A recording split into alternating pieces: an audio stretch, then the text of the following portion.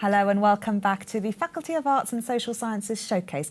In this session, we're going to take a look at A344 Art and its Global Histories. And I'm joined by Warren Carter and Emma Barker from the module team who are going to fill us in on this really new, exciting third level module. Now, you'll see some widgets that we'd like you to vote on, whether you're most interested in art or history, which level you're studying, and whether or not you have a choice to make for your next module. We know that some people will have a clear pathway, but others of you may be on the open programme, and indeed we've had a lot of open programme students here throughout the day. Warren and Emma, can you give us a brief overview then of some of the basics of the module? How many credits is it? Over how long? What's in the assessment? Yes, it's 60 credits. It's a third level course. And it lasts a full academic year. There are 5 TMAs and an EMA. Great. And what's nice about the course is, one, that the TMAs build very gradually, so those who never studied art history before can work their way into the subject. And they're weighted accordingly as well, so those at the beginning don't count for quite as much as those that come later. So when the students are more comfortable with working with materials. And then EMA is a lovely way to finish, because rather than an exam which is unseen, they get to write about something they're very passionate, enthusiastic about, hopefully they've discovered whilst doing the course. Lovely. Now, there's no art history pathway yet, No. But this will appeal to a lot of different students coming in from a lot of different backgrounds. Do you need to have studied art history beforehand? Not really. I mean, there's a second level course in history on empire. There's obviously students who are doing classics. As I say, the course starts off quite gently, teaching you how to look at paintings, how to deconstruct them, how to pick apart text. So you're taught the basic sort of visual skills of understanding images, and bearing in mind that the course is really thinking about art, not just in its kind of rarefied form of art galleries and exhibitions, but also everyday life, material culture. So we hope that everyone will have some relationship with the everyday world and the visual culture that surrounds them, and the course very much addresses those kinds of issues. So we've designed it to be as open and democratic as possible. So we'd like to think that, you don't need to be an art historian to do this course. You can come in and we'll give you the skills and teach you how to do it. So it's really nicely scaffolded, so people will feel comfortable at doing a lot of that. And how exciting as well that for the end of module assessment you get to write about something that really inspires you. Well, completely. I mean, the course starts off in the Renaissance and finishes in the contemporary world now. So there's bound to be something that students will find they really get their teeth into and want to write about. So yeah, that's very exciting, I think. Well, the thing is, I mean, that art history has really changed in recent years, moving away from talking about famous painting, sculpture, architecture by great artists. I mean, we still do that.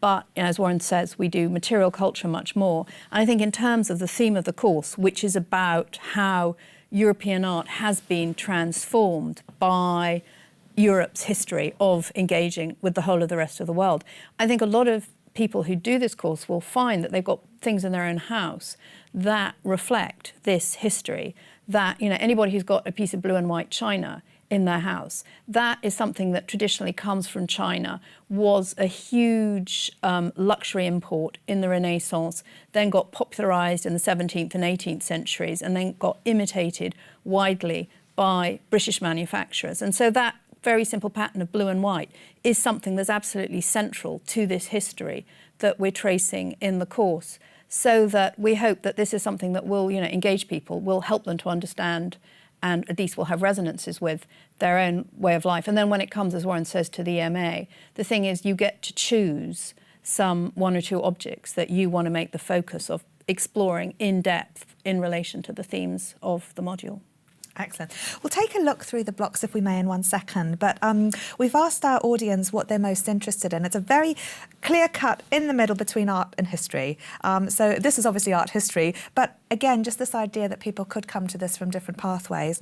However, only 17 of our students who are watching right now have a choice to make for the next module. The others are on a pathway that has been predetermined. And most of our students are at level 1 and 2, just to give you an idea and a snapshot of who's out there at the moment. So like you say, Warren, you've mentioned some of the material culture, and Emma, you're mentioning how things have changed in terms of what we consider art and the various artefacts that we're using. If we take a look then at the blocks and some of the exciting things that people might learn about throughout the module. Block 1 is about European art and the wider world, and this is from the period 1350 to 1550. Yeah, that really, on the one hand, you do have some of the content in that part of the module is to do with the import of these new and luxuries that came from other parts of the world, like Chinese porcelain, which I've just talked about, which were incredibly luxurious and much sought about by royalty, aristocracy in their collections. But they also leave their trace in paintings of the period. That we have a chapter that's dealing with altarpieces. These are absolutely Italian and, well, from other parts of the world, but altarpieces are an absolutely central form of Renaissance art. And this takes a new way of looking at them by showing that in these very familiar paintings of, saints and religious subjects, you actually have many exotic subjects that are actually included in them. And that you also have the subject of the three kings, of the third king, of the three kings at the Nativity is usually depicted as a black king. And so it discusses, what does that show about attitudes to other races. We've also got part of that block is dealing with places where you had different cultures mixing, so that we have Spain, which was ruled by the Muslims right up to the Arabs, right up to the end of the 15th century. So that really talks about the way that you get the visual culture, the art and architecture of the Christian, the Muslim and the Jewish populations, and deals with some very beautiful and amazing buildings like the Alhambra. And there's also a chapter that deals with Venice, which was this great melting pot where you had a great trading centre where they did trading with North Africa, with the Middle East.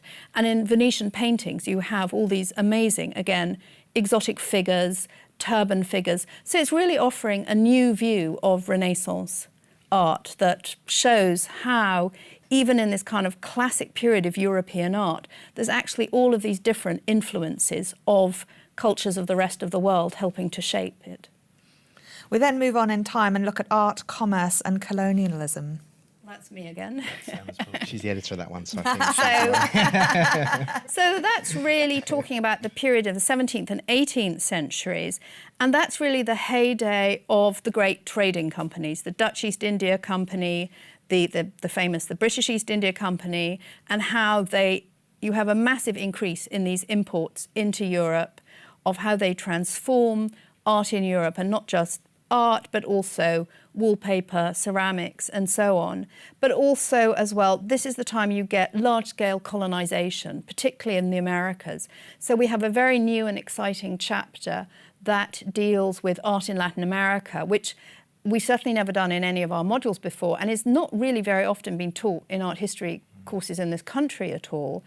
And showing how, the Spanish, who mostly ruled most of Latin America, were trying to spread Christian art and religion. And but the result is this extraordinary hybrid exotic art, that they're really gorgeous paintings and very decorative and very spectacular.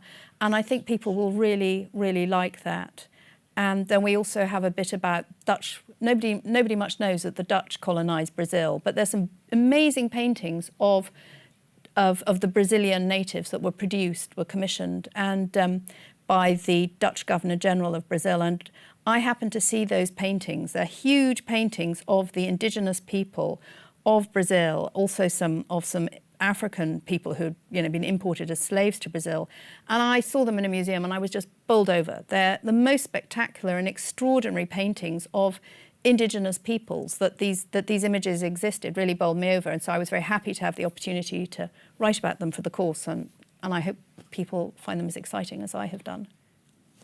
Thank you, Emma. Let's take a quick trip to the hot desk. Sophie and HJ, how's everyone out there this afternoon? I think we're all doing very well. We're happy and positive, and some people are still doing their EMAs, but it all sounds good, and like everyone's prepared, which we're very happy about. We've got people popping in and out for the different sessions that they're interested in and the different modules. So Deborah has a question about suitability of the module. She says, what if you're coming from health and social care at level 1 or 2, no art subject? Would it be wise to do this module at level 3? Well, as I said, the way the course works, the way it's built, is it starts off with a kind of gentle introduction to art history. So I would be very hopeful that there was no reason to stop this person doing this course. Yeah. So you don't really need to already have an art historical academic background to do this course. Yeah. Find out, Emma. Speak to some of the careers advisors. So just go through to your student support team and see if you can talk to one of them about the pathways and the various things that you might want to do to scaffold and build up to that. HJ. I think on that front then, in the chat, we're interested in whether there's anything you would suggest that students new to this area have a look at before the module starts, maybe some OU resources, or are there any open learn courses around this area? At the moment, as a department, we're producing a project called Travelling Objects, which is designed to go into sixth form centres and schools as a way to try and encourage A-level students to think about doing art history at a degree level, not just at the OU, anywhere, because the subject's been under attack recently and it was looking like it might be phased out at A-level. So we decided we want to play some part. Did you make a comment? Sorry. I'm just going to say it's called Open Arts Objects. Oh, I get the two confused. There's two projects rolling at the same time. We have two projects. One that's called Open Arts Objects, which are short films with supportive material, which are about introducing some of the basics of art history, as Warren says, particularly for schools, that will get them thinking about engaging with art history. And we're also working on a somewhat different project, which is called Travelling Objects, which will be online material, which is focused case studies of some of examples of these kinds of objects. So I'm not entirely sure when that's going to go live, but the Travelling Objects project would be a nice thing for people to look at if they are thinking about doing this module and want to get a little bit of a taster of the kinds of objects and issues that they'll encounter in the module. And both projects are heavily related to A344 in terms of the personnel doing both and the overlap of things moving around, etc. Excellent. No, that's great. And also Open Learn, do check that out because there's often material there. Warren, can you give us a whistle-stop tour of blocks 3 and 4? So block 3, Empire and Art, British India. Yeah, well, block 3's a bit different than the other. Block 3 is different than the other 3 blocks because it's a particular case study. So rather than ranging around the continent, it's set in British India. And just a few things to throw out. Just in terms of this idea of, I mean, in the first 2 books, there's this sort of overarching concept of hybridity, objects having this hybrid nature formed between 2 different cultures. In book 3, Renata, she talks about the transcultural. Sorry? The editor of the book. Editor of book 3. It talks about the transcultural. And the idea of the transcultural is, even though you have this unequal meeting, obviously, between empire and colony, Britain and India, the way they impact upon each other culturally is very interesting and very distinct. An example would be the Kashmiri, what do you call it, scarf? Paisley scarf. Paisley scarf. So originally in the 18th century, they were being produced in Kashmir in India, and they caught off, so therefore Paisley in Scotland started to mass produce them there, and then that impacted back on how they were being reproduced in India itself. So this weird kind of movement of objects and material cultures. Another one would be the Great Exhibition of 1851, where they got Indian craftsmen over to produce traditional artisanal works, which had a massive impact upon art school education in Britain, which then impacted back into India as they were taught these ways of doing it in terms of mass production ways, so artisanal over mass production. And lastly, a lot of artists who were self-taught in India started to adopt sort of academic British conventions of producing painting, often combining these with images of gods and animals, etc., which then fed into early Hindi cinema in terms of the iconography of Bollywood. So these are constant movements between empire and colony, and these objects, these transcultural objects that come out of it. So I think that's fascinating. This is all new to me as well. This is, so very, very interesting. No, it sounds really, really varied, and you can see how students would be moving from one thing to another. You wouldn't get bored with both the skills you were looking at and the subject areas and the artefact. Block 4, I know, Warren, you're very, very passionate about, and just to conclude, this is about colonialism and globalisation, art after empire. So, in many ways, the thing that ties the whole course together is that, it charts off colonialism, or the meeting of the West and the rest of the world. A particular important event will be 1492, Columbus discovering the New World. And so, in many ways, from the particular vantage point of the present, now, there's this very dominant idea about globalisation, which goes back to the sort of late 70s, 80s. and the idea that increasingly that divide between First World, Second World, Third World has been obliterated since the fall of the wall, the end of the Cold War, the absorption of China into the world market. And therefore, that was really the spur for setting up this new challenge to art history and the traditional canon. We now live in a globalised world, and therefore academic disciplines have to reflect that new period. What this course is trying to do really is go back and show, well, there's actually, the world has been globalised since 1492, when everything started to tie together. Which is when Columbus discovers America. Yeah. So book 4 is really the kind of starting point in terms of art history, then thinking back through the other books. And book 4 comes up to date and looks at what's happened in terms of 20th century art and art up to the present and how that really operates in a globalised world. So the first 2 chapters are about looking at how 20th century modernist artists like Picasso or Matisse used African or oceanic masks and imported that into their artworks to change the history of Western modernism. My chapter's on Mexican muralism, which I very luckily got flown out to make 2 films about, which was absolutely fantastic. I loved it.